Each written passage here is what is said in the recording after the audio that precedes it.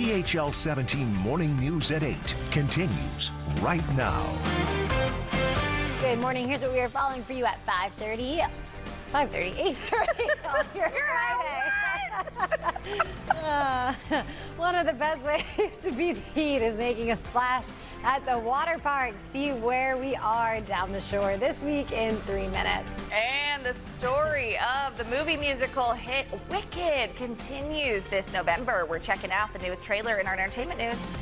And we've got another live look outside at a hot and sticky day to start off the weekend, but it could be leading into some rain. We're excited. Yeah. He told me he wants this half hour to be over with, and so I said, you know what, it's 5:30, Mike. Yeah, she took us back in time just to spite you, but I'm going to talk really fast so that we can get it over to meteorologist Mike Masco with a look at that forecast. Hey, yeah, Mike. I said talk real fast. We want to get this half hour over with. We want to get the weekend going, get down the shore. Let's go. And it's going to be a nice looking day today.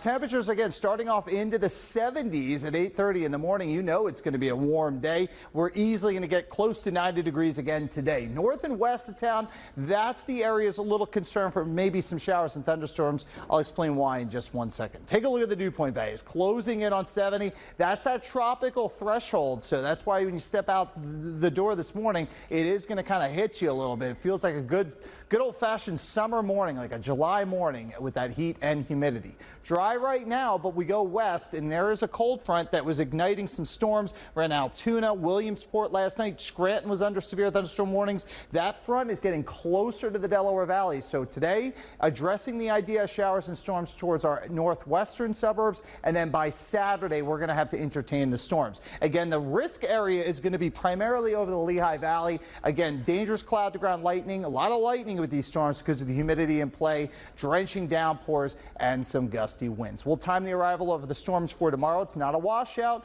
but a few areas could get doused with rain. Those details coming up in just a little bit. 8:32. Here's Jenna with a check on the morning commute.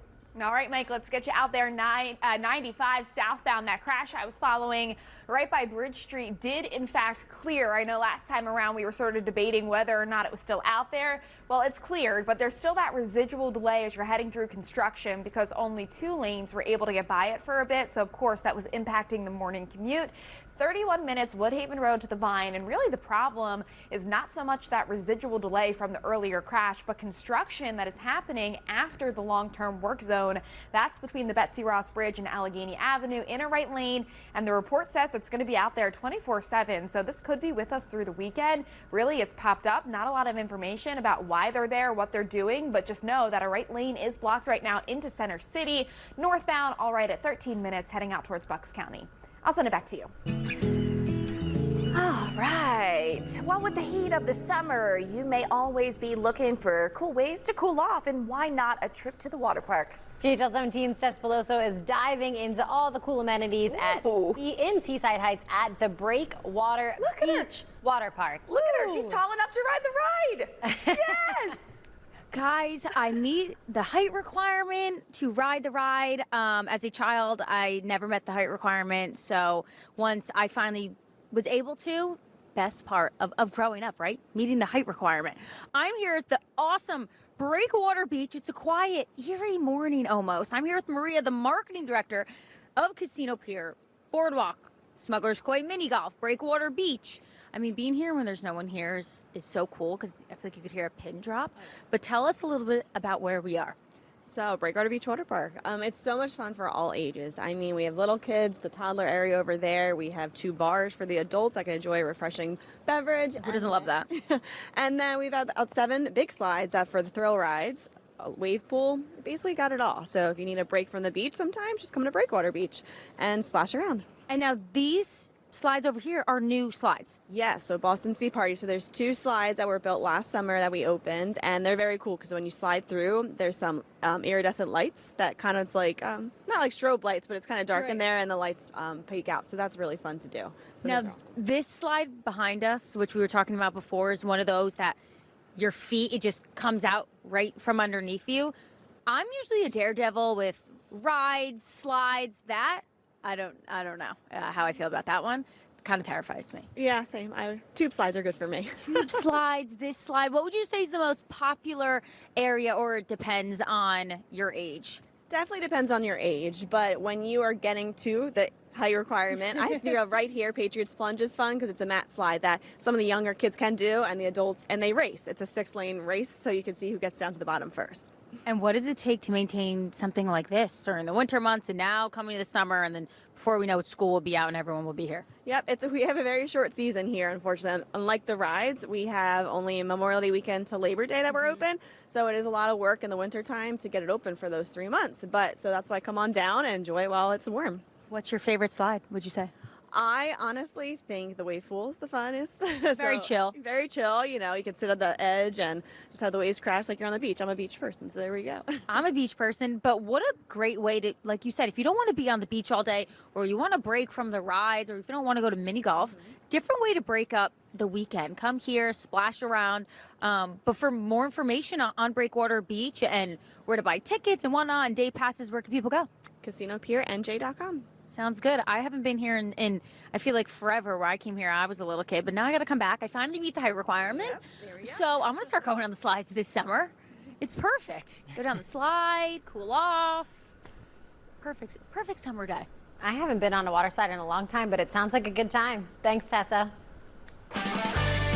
All right, it's time to talk sports this morning. We're starting with the Phils, who are suddenly ice cold. What's going on with our guys? They were wrapping up a series in Toronto, and for the second straight start, Jesus Luzardo just didn't have what it took, man. Phillies already down 2-0 in the second inning, and Bo Bichette adds a couple more. It's a 2-run homer for him. Luzardo gave up 8 earned runs. The Phillies could only muster 1, so Toronto wins 9-1. The Phils have now lost 6 of their last 7 games. And an injury update for you this morning. Phil's catcher JT Realmuto, after getting hit in the groin by a Jordan Romano pitch, he was not in the lineup last night, although he was available in case of emergency. Realmuto says he hopes to just miss 1 game, so there's a chance we could see him tonight when the Phillies open a series in Pittsburgh.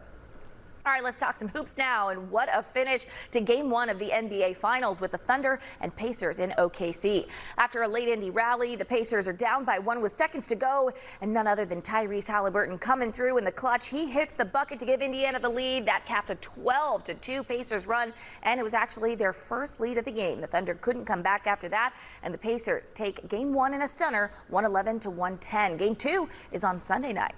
And we got a big change in local college football. Villanova will leave the Coastal Athletic Association following this coming season and join the Patriot League in 2026. And we've also got big news from the NFL. Aaron Rodgers has made a decision about his future.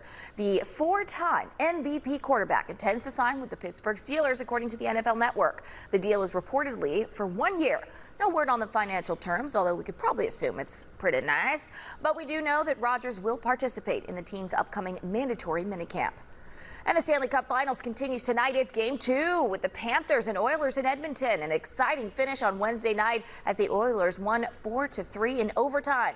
The puck drops tonight at 8 o'clock. That is a look at sports. Don't go too far, because coming up next, celebrate Father's Day with Iron Hill Brewery. They're joining us in the PHL17 kitchen with some beer, with some wine, with some meats, all the deals for Dad. Stay with us.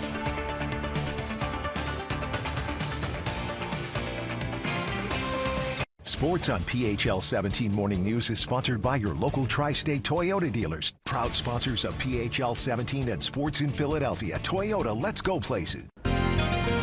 All right, 8:42. Good morning, everybody. We got a sticky morning across the Delaware Valley, already starting to get into the low 70s in the city, get towards our northern western suburbs into the 70s as well. We're watching a front out west. In fact, some of these storms have been becoming pretty feisty around the Pittsburgh area. A lot of this is going to hold together as it moves off towards the east, and that's why we are highlighting the northern and western suburbs, the Lehigh Valley, towns north and west of the city as we go into this afternoon. And this frontal boundary will be on top of us through the weekend. So daytime highs today getting well into the 80s, pushing 90 degrees, places along and west of 295 and the New Jersey Turnpike, cooler along the immediate shorelines. You get up towards the Lehigh Valley, there's the storm starting to rock and roll as early as around 3 o'clock, and then most of this kind of loses its energy by the evening hours. By tomorrow afternoon, though, we start to see the storms fire right back up. 3 to 6 o'clock storm initiation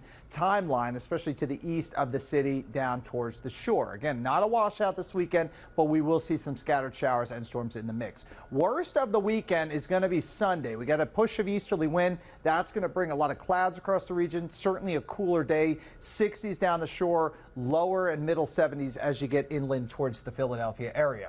Again, if you're under one of these downpours, it could produce a quick 1/2 inch to 1 inch of rain. Localized 1 inch plus amounts certainly possible. And unfortunately, this is a pattern we're going to get stuck into early next week, where we are advertising rain showers on Monday, Tuesday, maybe even into a portion of Wednesday. Sunshine and clouds today. It's hot. It's humid. Daytime highs getting close to 90 degrees. We'll be into the upper 70s, low 80s for tonight. Tomorrow afternoon, dodging the storms, 82 degrees, pair of 7s on Sunday, more clouds than sunshine, and then here comes more showers on Monday. I think it's a pronounced steady band of rain for Tuesday at 80 degrees, and then drier and much warmer by the middle and latter half of next week. Jenna?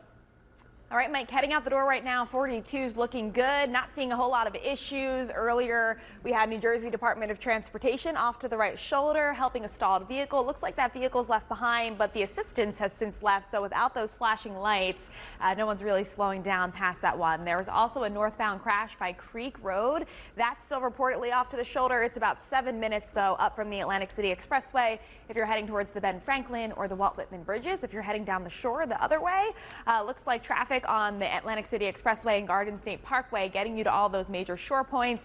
No major issues or delays along those roadways. If you're in Mercer County, Princeton, Route 206 southbound, I've been talking about this throughout the morning. It's a water main break that's happening between Mountain Avenue and Nassau Street. Northbound is still open, but some northbound delays. Southbound alternate, maybe think about using Elm Road instead, but traffic there getting a bit busy, indicated by that yellow, of course, as it's that main alternate. Kels, over to you.